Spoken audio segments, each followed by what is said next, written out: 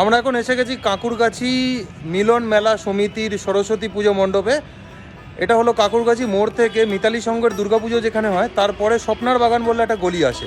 সেই স্বপ্নার বাগানের পরবর্তী যে গলিটা আছে যোগোদ্যানের গলি, সেই যোগোদ্যানের গলিতে এই পুজোটা হচ্ছে। কাঁকুরগাছি মিলন মেলা সমিতি অপোজিটে হাজি বিরিয়ানির একটা দোকান আছে, আপনারা যদি আসতে চান এসে দেখতে পারেন।